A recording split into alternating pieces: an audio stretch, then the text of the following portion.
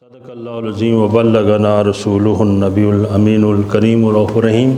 ونحن علی ذلک من الشاہدین والشاکرین والحمد للہ رب العالمین ان اللہ وملائکتہ یصلون علی النبی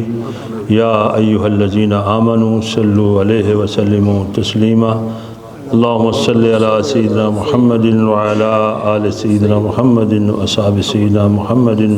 وبارک وسلم صلی علیہ۔ نہایت عزت اور احترام کے لائق برادران اسلام، اسلام کی جو عمارت ہے یہ 5 ستونوں کے اوپر استوار ہے۔ نبی پاک صلی اللہ علیہ وسلم نے ارشاد فرمایا کہ بنی الاسلام علی 5، کہ اسلام کی عمارت جو ہے یہ 5 ستونوں کے اوپر بنائی گئی ہے، تعمیر کی گئی ہے۔ سب سے پہلی بات ہے شہادت اللہ الہ الا اللہ وان محمد رسول اللہ، کہ سب سے پہلا ستون ہے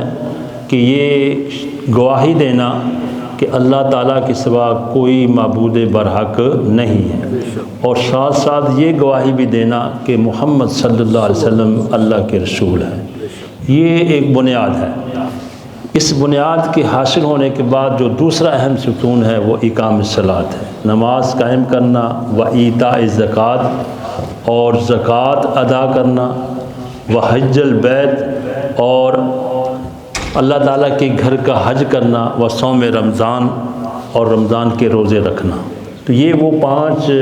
بنیادی ارکان ہیں، یہ بنیادی ستون ہیں جس کے اوپر اسلام کی عمارت کو استوار کیا گیا ہے۔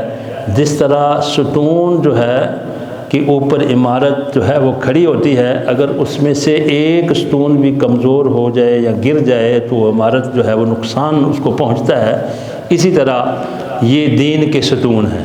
اگر کوئی نماز میں سستی کرتا ہے، اگر وہ کوئی دوسرے فرائض میں سستی کرتا ہے تو گویا کہ وہ اس نے دین کی اس عمارت کو نقصان جو ہے پہنچایا ہے۔ تو ان بنیادی جو ارکان ہیں اور دین کی جو بنیادی عبادات ہیں، اس کے اندر حج جو ہے یہ ایک انتہائی منفرد اور امتیازی شان کی عبادت ہے۔ ویسے جو عبادتیں ہیں جب آپ اس میں غور و فکر کرتے ہیں تو کچھ عبادتیں جو ہیں وہ بدنی ہیں، جس طرح کہ ہم نماز پڑھتے ہیں یہ بدنی عبادت ہے۔ کوئی عبادت نفل جو ہے وہ کیا ہے مالی ہے، جس طرح زکوٰۃ مالی عبادت ہے، لیکن حج ایک ایسی عبادت ہے کہ یہ مالی بھی ہے اور بدنی بھی ہے۔ یہ حج جو ہے اس کے اندر ہمیں نماز کی نیاز بندیاں بھی نظر آتی ہیں، اس کے اندر ہمیں روزے کا جو ہے وہ کیا ہے ضبط نفس بھی جو ہے وہ موجود ہے، اس کے اندر جو ہے وہ زکوٰۃ کا انفاق، مال کا خرچ کرنا یہ بھی موجود ہے، اس کے اندر جو ہے وہ جہاد کی کلفتیں اور مشقتیں بھی جو ہے وہ کہ ہمیں نظر آتی ہیں، اور اس حج کے اندر جو ہے عقل و دانش کا نظم و ضبط جو ہے وہ اپنے عروج پہ نظر آتا ہے، اور عشق کی وارفتگیاں جو ہے وہ بھی نقطۂ عروج کے اوپر ہمیں نظر جو ہے وہ آ رہی ہیں۔ اس کی اہمیت کا اندازہ آپ اس سے لگا سکتے ہیں کہ سورہ آل عمران کی جو آیت کریمہ میں نے آپ کے سامنے تلاوت کرنے کا شرف حاصل کیا ہے، اس میں اللہ تعالیٰ فرماتا ہے وَلِلَّهِ عَلَى النَّاسِ حِجُّ الْبَيْتِ مَنِ اسْتَطَاعَ إِلَيْهِ سَبِيلًا، کہ اللہ کے لیے لوگوں کے اوپر حج کرنا، اس کے گھر کا حج کرنا جو ہے وہ واجب ہے، ثابت ہے، لازم ہے۔ جو بھی وہاں تک پہنچنے کی استطاعت رکھتا ہے فمن کافر، اور جو اس کا انکار کرتا ہے یعنی حج نہیں کرتا، فإن اللہ غنی عن العالمین، تو بے شک اللہ تعالیٰ تمام جہانوں سے غنی ہے، اس کو پرواہ نہیں ہے، اس کے کارخانہ قدرت میں کوئی کمی نہیں آئے گی۔ لیکن آپ اندازہ لگائیں کہ جو بندہ حج کی استطاعت کے باوجود بھی حج نہیں کرتا، اس کی اس روش کو اللہ تعالیٰ نے کفر سے جو ہے وہ اختیار کیا ہے کہ یہ کفر کے مشابہ ہے۔ تو اس لیے حج جو ہے یہ ایک بنیادی فرض ہے جو آدمی استطاعت رکھتا ہے۔ استطاعت کا کیا معنی ہے کہ اس کے پاس جو ہے اتنا جو ہے وہ کہ پیسہ آ گیا ہے کہ وہ آنے جانے کا سفر جہاز کا، وہاں جتنے مہینہ ڈیڑھ رہنا ہے اس کے اخراجات، اور اس کی غیر موجودگی کے اندر جو ہے اس کے گھر والوں کے اخراجات موجود ہوں، راستہ پرامن ہو، وہ بندہ ایسا بیمار نہ ہو کہ سفر کے قابل نہ ہو، اور عورت ہے تو وہ جو ہے وہ کیا ہے کسی عدت میں جو ہے وہ اپنی فوت کی عدت ہو، موت کی عدت ہو، یا جو ہے طلاق کی عدت کے اندر نہ ہو، یہ تمام شرائط پائی جائیں تو اس کے اوپر حج جو ہے وہ واجب ہو جاتا ہے، فرض ہوتا ہے۔ اگر اس نے اس سال نہ حج کیا، اللہ نہ کرے اس حالت میں موت آ گئی، تو اس کی پکڑ جو ہے وہ ہوگی کہ اللہ کا ایک فریضہ جو ہے اس کے اوپر لازم تھا لیکن اس نے ادا نہیں کیا۔ لیکن اس دور کے اندر جو ہے حج کی ادائیگی کے لیے جو ہے ایک اور شرط بھی جو ہے وہ کیا ہے زائد آ گئی ہے کہ آپ کے پاس باقی ساری چیزیں موجود ہیں، مال بھی موجود ہے، اخراجات بھی موجود ہے، سب کچھ موجود ہے، ٹکٹ بھی آپ جو ہے وہ کیا ہے آپ نے کرا لی ہے، لیکن آپ کو اگر ویزا نہیں ملا تو پھر جو ہے وہ کیا ہے حج تو آپ کے اوپر فرض ہے لیکن اس کی ادائیگی آپ کے اوپر اس سال لازم نہیں ہے۔ اس کا مطلب کیا ہوا کہ اگر اللہ نہ کرے اس حالت کے اندر اگر رخصتی کا پیغام آ گیا تو اب آپ گناہ گار نہیں ہوں گے، کیونکہ اس میں آپ کی تو کوئی سستی نہیں ہے، آپ نے تو پورا انتظام کر لیا تھا لیکن ادھر سے آپ کو ویزا جو ہے وہ نہیں ملا۔ اسی طرح عورت جو ہے اس کے لیے بھی محرم کا ہونا ضروری ہے، حج کا سفر ہو، عمرے کا سفر ہو۔ ہم لوگ عجیب لوگ ہیں کہ جب عورت جو ہے وہ عمرے پہ پاکستان پہ عموماً ہم نے دیکھا ہے جانا چاہتی ہے تو کتنا ایک مقدس سفر ہے، اللہ کے گھر کی حاضری کا سفر ہے، اس کے محبوب کریم صلی اللہ علیہ وسلم کے در کی حاضری کا سفر ہے، لیکن ڈنڈی مارنا وہاں بھی ہم نہیں چھوڑتے، وہاں بھی وہ ہمارے ایجنٹ جو ہیں وہ مائیوں کو کسی کا بھائی اور کسی کا جو ہے وہ چاچا اور کسی کا ماما بنا دیتے ہیں، اور وہ حج عورت نبی پاک صلی اللہ علیہ وسلم تو منع فرمایا ہے اور وہ کیا ہے گناہ گار بھی جو ہے وہ ہوتی ہے۔ تو اس لیے دیکھیں شریعت نے تو ہمیں آسانی دی ہے کہ اگر ایک عورت کے اوپر حج فرض ہے، ساری شرائط موجود ہے لیکن محرم کا بندوبست نہیں ہے، اس حالت میں اگر اس نے حج اس سال نہ کیا، اگلے سال بھی نہ کیا، موت آ گئی تو پکڑ نہیں ہوگی کیونکہ اس کے لیے محرم کا بندوبست نہیں تھا۔ تو شریعت نے تو ہمیں آسانیاں دی ہیں۔ تو حج جو ہے ایک ایسی خوبصورت عبادت ہے، اتنا اجر و ثواب ہے کہ حضرت ابو ہریرہ رضی اللہ تعالیٰ فرماتے ہیں کہ من حج البیت، کہ نبی پاک صلی اللہ علیہ وسلم فرمایا من حج للہ البیت ولم یفسق ولم یرفث رجع یوم ولدتہ امہ، کہ جس نے اللہ تعالیٰ کے گھر کا حج کیا اور اس حج کے سفر کے درمیان اس نے کوئی فحش بات نہیں کی، کوئی فحش کلام نہیں کی، کوئی گناہ کا ارتکاب نہیں کیا، تو جب حج کر کے وہ واپس آئے گا تو وہ سمجھ لے کہ وہ اس طرح گناہوں سے پاک ہو گیا کہ جس طرح آج ہی اپنی ماں کی بدن سے جو ہے وہ کیا ہے نکلا ہے۔ تو حج ایک عظیم جو ہے عبادت ہے۔ اللہ کے محبوب کریم صلی اللہ علیہ وسلم فرمایا العمرۃ الی العمرۃ کفارۃ لما بینہما والحج المبرور لیس لہ جزاء الا الجنۃ، کہ جب ایک عمرہ کرنے کے بعد بندہ دوسرا عمرہ کرتا ہے، سال کے بعد، 2 سال کے بعد، 3 سال کے بعد، تو یہ عمرہ کرنے کے بعد جب دوسرا عمرہ کرتا ہے تو اس عمرے کے درمیان دوسرے عمرے کے درمیان جتنے وقت گزرتا ہے اس کے اندر جو بھی بندے کے گناہ صغیرہ ہوتے ہیں وہ سارے کے سارے وہ دوسرا عمرہ کفارہ بن جاتا ہے، اس کے گناہ معاف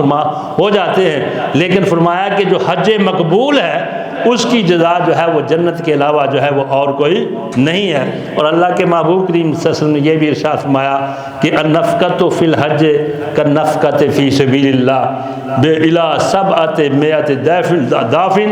کہ اللہ حج کے لیے جو بندہ خرچ کرتا ہے اپنا مال جو خرچ کرتا ہے یہ اسی طرح ہے جس طرح اللہ کی راہ میں جہاد کرنے کے لیے مجاہد اپنا جو ہے مال صرف کرتا ہے، 700 گنا زیادہ جو ہے اس کے اوپر اجر جو ہے ہوتا ہے۔ آپ کا جو ہے وہ کیا ہے فریضہ بھی ادا ہو رہا ہے اور ساتھ ساتھ جو ہے وہ اتنا جو ہے وہ کیا ہے اس کے اوپر اجر بھی جو ہے وہ عطا ہو رہا ہے۔ اور اللہ کی کرم نوازی حاجی کے اوپر کتنی ہوتی ہے کہ اللہ کے محبوب کریم صلی اللہ علیہ وسلم ارشاد فرمایا کہ یغفر للحاج و من استغفر له الحاج، کہ اللہ تعالیٰ حاجی کو بھی بخش دیتا ہے اور حاجی میدان عرفات کے اندر مینا کے اندر وہاں اللہ کے گھر میں جس جس کے لیے دعائیں مغفرت کرتا ہے اس کی بھی بخشش جو ہے وہ ہو جاتی ہے۔ اور پھر حج جو ہے یہ زندگی میں صرف صاحب استطاعت آدمی کے اوپر ایک دفعہ واجب ہے۔ ایک دن حضور نبی کریم صلی اللہ علیہ وسلم خطبہ جو ہے وہ ارشاد فرما رہے تھے، تو آپ نے ارشاد فرمایا یا ایھا الناس ان اللہ قد فرض علیکم الحج فحجوا، کہ اے لوگو اللہ تعالیٰ نے تم پر حج کو فرض کر دیا ہے، حج کرو۔ تو ایک صحابی کھڑا ہوا، ایک شخص تھا جو کہ زیادہ آپ کی صحبت سے ابھی جو ہے وہ مستفید نہیں ہوا تھا، شاید نیا نیا مسلمان ہوا تھا۔ اس نے عرض کیا اکل عام یا رسول اللہ، کیا یہ حج ہر سال فرض ہے؟ آپ خاموش رہے۔ اس نے پھر سوال کیا، آپ پھر خاموشی اختیار کی۔ تیسری دفعہ جب اس نے سوال کیا تو آپ نے فرما دیا لو قلت لهم لوجب، کہ اگر میں ہاں کہہ دیتا تو حج ہر سال واجب ہو جاتا، ومستطعتم، اور تمہارے لیے مشکل ہو جاتی، تمہیں ہر سال حج کرنا جو ہے مشکل ہوتا، اس کی استطاعت تمہیں جو ہے وہ نہ رہتی۔ تو اس سے پتہ چلا کہ اللہ تعالیٰ نے اپنے محبوب کریم صلی اللہ علیہ وسلم کو مالک و مختار بنایا ہے، اس کو شریعت کے اندر بھی جو ہے وہ قانون کی جو ہے وہ اجازت دی ہے کہ اگر آپ ہاں کہہ دیتے تو ہر سال حج جو ہے وہ کیا ہے فرض ہو جاتا۔ اور حج کی اہمیت اور اس کا اندازہ آپ اس حدیث پاک سے بھی لگا سکتے ہیں کہ اللہ کے محبوب کریم صلی اللہ علیہ وسلم نے ارشاد فرمایا من وجد زادا وراحلۃ تبلغہ الی البیت، کہ جس شخص کے پاس جو ہے اتنا جو ہے وہ زیادہ راہ ہو، آنے جانے کا خرچہ، گھر والوں کا بھی خرچہ ہو، اور اس کے پاس ایک سواری بھی ہو، اونٹ ہو، گھوڑا ہو، اس دور کے مطابق، آج کے دور کے مطابق اس کے پاس جو ہے ہوائی جہاز کی ٹکٹ ہو جو اس کو اللہ کے گھر میں پہنچا دے، اور اس کے باوجود بھی جو ہے وہ حج نہیں کرتا، تو فلا، تو کیا ہے اللہ تعالیٰ کو اس کی کوئی پرواہ نہیں ہے، تو اس کا استطاعت کے باوجود بھی حج نہ کرنا اور اس حالت میں مر جانا، آپ نے فرمایا کہ چاہے وہ یہودی ہو کر مرے یا نصرانی ہو کر مرے، اللہ کو اس کی کوئی پرواہ جو ہے وہ نہیں ہے۔ تو اس لیے یہ حج جو ہے کوئی معمولی بات نہیں ہے۔ ہم میں سے تقریباً یہاں ہر لوگ، تمام لوگ جو ہے وہ صاحب ثروت ہے، جن جن کو اللہ تعالیٰ نے توفیق دی ہے، ان کو چاہیے کہ حج کا فریضہ جنہوں نے ادا کر لیا ہے وہ اللہ کا شکر ادا کرے، اور جنہوں نے نہیں کیا وہ آج ہی نیت کرے کہ ہم نے کرنا ہے۔ اور اگر ہمارے والدین میں سے، بزرگوں میں سے کسی کا حج رہ گیا ہے تو اس کا بھی حج بدل جو ہے وہ کیا ہے آپ خود کریں، یا کسی آدمی کو جو ہے اس کی جگہ بھیجیں۔ حضور نبی رحمت صلی اللہ علیہ وسلم سفر حج کے اندر تھے، راستے میں ایک شخص نے آپ کی سواری روکی اور عرض کیا کہ حضور میرے والد جو ہے وہ اس دنیا سے رخصت ہو گئے، ان کے اوپر حج فرض تھا، اگر میں ان کی طرف سے حج ادا کروں تو میرا ان کی طرف سے حج ادا ہوگا؟ تو حضور نبی رحمت صلی اللہ علیہ وسلم نے ایک مثال دے کے سمجھایا کہ دیکھو بھی مجھے یہ بتاؤ، اگر تمہارا جو والد فوت ہو گیا ہے اس کے اوپر کسی کا قرض ہوتا اور تم وہ قرض ادا کر دیتے تو وہ قرض ادا ہوتا؟ وہ عرض کرتا ہے کہ حضور جی ضرور ادا ہوتا۔ تو آپ نے فرمایا کہ یہ اس کے اوپر اللہ کا قرض ہے، اس کو بدرجہ اولا جو ہے وہ ادا کرنا چاہیے۔ تو اس لیے اگر کسی کے بزرگ وہ نہیں جو ہے وہ کر سکے، یا زندہ ہے لیکن استطاعت نہیں رکھتے، اتنے کمزور ہو گئے ہیں کہ ان کے لیے سفر ممکن نہیں ہے اور حج ان کے اوپر فرض ہے، تو ان کا حج جو ہے وہ کیا حج بدل جو ہے وہ کیا ہے کرایا جائے۔ امام شاہ ولی اللہ دہلوی رحمۃ اللہ تعالیٰ لکھتے ہیں کہ اللہ کے محبوب کریم صلی اللہ علیہ وسلم نے نماز نہ پڑھنے والے کو جو ہے وہ کافر کے ساتھ مشابہت دی ہے، مشرک کے ساتھ مشابہت دی ہے کہ من تارکا صلاۃ متعمدا فقد کفر، ٹھیک ہے، کہ جس شخص نے جان بوجھ کر فرض نماز کو چھوڑا، سمجھ لو کہ گویا کہ اس نے کیا ہے کفر کیا۔ اور جو آدمی جو ہے استطاعت کے باوجود بھی حج نہیں کرتا تو اس کو نصرانی اور یہودی کے ساتھ مشابہت جو ہے اس کو دی ہے۔ وجہ کیا ہے؟ وہ فرماتے ہیں اس کی وجہ یہ ہے کہ جو عرب کے مشرکین تھے وہ اپنے عقیدے اور اپنے طریقے کے مطابق حج تو کرتے تھے لیکن نماز نہیں پڑھتے تھے، اس لیے نماز نہ پڑھنے والے کو ان کے ساتھ تشبیہ دی۔ اسی طرح اس وقت جو یہود و نصارہ تھے وہ اپنے اپنے دین کے مطابق نمازیں تو پڑھتے تھے لیکن حج نہیں کرتے تھے، اس لیے حج نہ کرنے والے کو اس کے ساتھ جو ہے مشابہت دی۔ اب سوال یہ پیدا ہوتا ہے کہ یہ جو اللہ تعالیٰ نے ہم کے اوپر حج فرض کیا ہے اور ہر سال مسلمان اربوں روپیہ خرچ کر کے جو ہے وہ حج کے لیے جاتے ہیں، مشقت اٹھاتے ہیں، وقت دیتے ہیں، مال خرچ کرتے ہیں اور بہت سارا جو ہے وہ کیا ہے اس میں وقت جو ہے وہ کیا ہے لگتا ہے، تو ایک کون سی ایسی چیز ہے کہ جو کہتے ہیں کہ یہ حج سے ہمیں جو ہے وہ حاصل ہوتا ہے، اور وہ کون سی ایسی تعمیر شخصیت کے پہلو ہیں جو ہم حج کے بغیر جو ہے وہ انسان کی وہ تعمیر شخصیت کے پہلو مکمل جو ہے وہ نہیں ہوتے، تو وہ کون کون سے ہیں؟ کیا مقاصد جو ہے وہ حج فرض کر کے اللہ تعالی ہم سے جو ہے اہل ایمان سے حاصل کرنا چاہتا ہے؟ تو آج تھوڑا سا مختصر سا اس کی طرف اشارہ کروں گا۔ تو سب سے پہلا جو مقصد ہے حج کی ادائیگی میں، اور ہر انسان کے ذہن میں یہ تصور بھی ہونا چاہیے، وہ ہے وارفتگی، محبت الہی کا جو ہے وہ کیا ہے جذبے کو جو ہے وہ تسکین ملتی ہے، کہ انسان جو ہے بالخصوص جو مسلمان ہے اس کی فطرت کا خمیر جو ہے محبت الہی سے اٹھایا گیا ہے۔ قرآن کریم کے اندر سورہ بقرہ میں فرمایا، اہل ایمان کی یہ نشانی بتائی کہ والذین آمنوا اشد حبا للہ، کہ جو ایمان والے ہوتے ہیں وہ اللہ کی ذات کے ساتھ ٹوٹ کر محبت کرتے ہیں، شدید محبت کرتے ہیں۔ تو ظاہر ہے کہ جب کس انسان کو کسی کیا ہے ذات کے ساتھ محبت ہو جاتا ہے تو محبت کی وارفتگی جو ہے وہ جمال محبوب کو تکنے کا تقاضا کرتی ہے، کہ مجھے محبت ہو گئی ہے خدا کی ذات کے ساتھ، تو اس کا لیکن چونکہ اللہ تعالیٰ کی ذات ہمارے وہم و گمان سے بھی ماورا ہے، وہ منزہ ہے، وہ پاک ہے، تو اب جب انسان کے دل کے اندر جو ہے محبت الہی کا جوش جو ہے یہ سمندر ٹھانٹے مارتا ہے، تو اس سمندر کا جو ہے وہ کیا ہے اس سیل متلاطم کا جو ہے وہ تقاضا ہے کہ اب جمال محبوب جو ہے وہ کیا ہے اس کا تکے، لیکن اللہ تعالیٰ کی ذات ان سے جو ہے وہ کیا ہے ماورا ہے۔ تو آپ کو پتہ ہے کہ محبت ہر اس چیز کے اندر اپنے محبوب کے جلوے دیکھتی ہے جس چیز کی نسبت محبوب کے ساتھ ہو جاتی ہے، یعنی جس چیز کی نسبت محبوب کے ساتھ ہوتی ہے، محبت اہل محبت کو اس کے اندر محبوب کے جلوے نظر آتے ہیں۔ مجنوں کو کسی نے دیکھا کہ وہ لیلا کے شہر میں آیا تو وہ مٹی کی دیواروں کو چوم رہا ہے، تو اس نے کہا کہ ہم نے پہلے سنا تھا کہ قیس مجنوں ہے، لیکن آج ہم نے اپنی آنکھوں سے دیکھ لیا کہ واقعی یہ پاگل ہے، یہ مجنوں ہے۔ تو اس نے بڑا خوبصورت جواب دیا، اس نے کہا، مجنوں نے کہا کہ امر علی الدیار دیار لیلا اقبل ذل جدار و ذل جدارا ما حب الدیار شغف نہ قلبی ولیکن حب من سکن الدیارا، کہ میں جب لیلا کے شہر سے گزرتا ہوں تو کبھی اس دیوار کو بوسہ دیتا ہوں، کبھی اس دیوار کو بوسہ دیتا ہوں، اور تم یہ یاد رکھنا کہ ان دیواروں کے ساتھ مجھے کچھ لگاؤ نہیں ہے، کوئی محبت نہیں ہے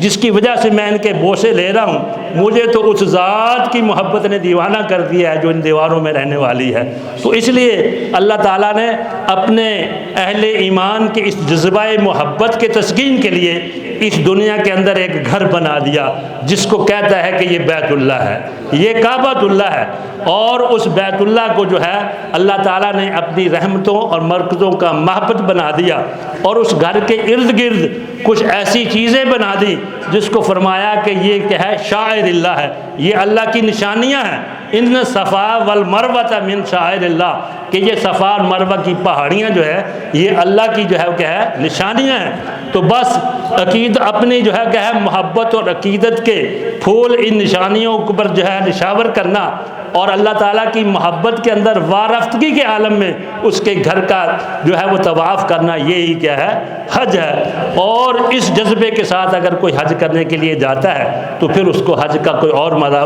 ملے گا، لیکن اگر وہ اس کے اندر یہ جذبہ نہیں ہے، حب الہی محبت الہی کا یہ جذبہ اور جوش اور ذوق نہیں ہے، فرض حج تو اس کا ادا ہو گیا، لیکن اس کو جو انوار و تجلیات اور یہ ذوق و شوق تھا یہ نہ مل سکا۔ حضرت شاہ ولی اللہ دہلوی حجت اللہ البالغہ میں اسی جو میں نے یہ بات آپ کے ساتھ پیش کیا دو جملوں میں بیان کرتے ہیں۔ آپ فرماتے ہیں کہ ربما یشتاق الانسان الی ربہ اشد شوق فجاتا جو الی شیء یقضی بہ شوقہ فلا یجد الا الحج، کہ بعض اوقات انسان کی ذات کے اوپر اللہ تعالیٰ کی محبت کا اتنا زیادہ غلبہ ہو جاتا ہے کہ اس وقت اس کو کچھ سمجھ نہیں آتی، وہ چاہتا ہے کہ کوئی ایسی چیز ملے جس سے میری یہ شوق، یہ میری محبت جو ہے اس کا جو ہے کوئی مداوع ہو سکے۔ تو حج کے، اللہ کے گھر کے حج کے علاوہ اسے اور کوئی چیز نہیں ملتی۔ پھر وہ کیا کرتا ہے، اپنے لباس بھی اتار دیتا ہے، دیوانہ وار جو ہے 2 کپڑے پہن کے، 2 چادریں پہن کر دیوانہ وار لبیک لبیک اللہم لبیک کی صدائیں لگاتا ہوا اس کے گھر جو ہے دیوانوں کی طرح جو ہے جا کے چکر لگاتا ہے۔ تو حج کا یہ پہلا وہ چیز ہے جو انسان کو اپنے گھر میں بیٹھ کے جو ہے وہ حاصل نہیں ہوتی۔ اس محبت الہی کی وارفتگی کا جو تسکین ہے یہ انسان کو اسی وقت ہوگی کہ جب وہ محبوب حقیقی کے جلووں کا جو ہو اپنے ذہن میں سما کر اس کے گھر کے جو ہے ارد گرد جو ہے وہ بیعت کرے گا اور لبیک اور اللہم لبیک کی صدائیں جو ہے وہ کیا ہے لگائے گا۔ اور دوسری بات یہ ہے کہ حج کے اندر جو ہے ہمیں اقرار عبودیت جو ہے وہ کیا ہے اپنے جوبن کے اوپر جو ہے وہ نظر آتا ہے۔ ویسے تو آپ کو پتہ ہے کہ ہم اپنے اللہ کے، اپنے خدا کے، اپنے خالق و مالک کے ہم وقتی غلام ہیں۔ ہم اس غلامی کا اظہار کبھی نماز میں اپنے ہاتھوں کو باندھ کر کرتے ہیں، کبھی سر جھکا کے رکوع میں چلے جاتے ہیں، اور کبھی سجدے میں سر رکھ کر ہم اقرار کرتے ہیں کہ مالک ہم تیرے بندے ہیں، اور کبھی جو ہے وہ سارا اس کے حکم کے مطابق سارا دن بھوکا پیاسا رہ کر اسی عہد غلامی کی جو ہے وہ کیا ہے تصدیق کرتے ہیں، اور کبھی اسی کے حکم کے اوپر محبوب نے حکم دے دیا اپنا محبوب ترین مال جو ہے وہ اس کی راہ میں لٹا کر ہم جو ہے یہ عہد کرتے ہیں کہ مالک ہم تیرے جو ہے وہ بندے ہیں۔ لیکن یہی اقرار عبودیت جو ہے جب ہم حج کے اندر غور و فکر کرتے ہیں تو اپنے عروج کے اوپر جو ہے پہنچا ہوتا ہے۔ بندہ جو ہے اپنا مال بھی خرچ کرتا ہے، اپنا وقت بھی خرچ کرتا ہے، اور وہ دیوانہ وار وہاں ایسے افعال سر انجام دیتا ہے کہ اس کی عقل تو ان افعال کو سمجھنے سے قاصر ہے، لیکن وہ ببانگ دوہل اعلان کرتا ہے کہ اے مالک میں اپنی عقل کا غلام نہیں، میں تیرا غلام ہوں، میں تیرا بندہ ہوں۔ تو نے ہمیں کہہ دیا ہے کہ میرے اس گھر کا طواف کرو تو میں دیوانہ وار جو ہے اس کا طواف کر رہا ہوں۔ تو نے، تیرے محبوب نے یہ حکم فرما دیا ہے کہ یہ حجر اسود ہے، اس کا بوسہ لینا ہے، تو ہم اس کا بوسہ لیتے ہیں۔ اور کبھی جو ہے وہ کیا ہے ہم مقام ابراہیم کے پیچھے جو ہے وہ جا کے 2 رکعتیں پڑھتے ہیں، کبھی صفا مروہ کے اوپر جو ہے وہ دوڑتے ہیں، اور کبھی مینا میں اور کبھی میدان عرفات میں خیمہ زن جو ہے وہ ہو جاتے ہیں۔ اس میں عقل کا بھی انسان کی جو ہے کا بھی امتحان ہوتا ہے، لیکن بندہ یہ نہیں دیکھتا۔ انسانی تو کہتی ہے کہ یہ پتھر کا گھر بنا ہوا ہے، اس کو جو ہے وہ کیا ہے چکر لگانے کا کیا فائدہ ہے، یہ پتھر ہے حجر اسود، اس کے بوسہ لینے کا جو ہے وہ کیا فائدہ ہے۔ لیکن اللہ تعالیٰ کے محبوب کریم صلی اللہ علیہ وسلم نے چوما ہے تو ہم بھی چومتے ہیں۔ ٹائم جو ہے وہ ہو گیا ہے، اس لیے بات مکمل پھر کبھی ہوگی۔ وآخر دعوانا الحمدللہ۔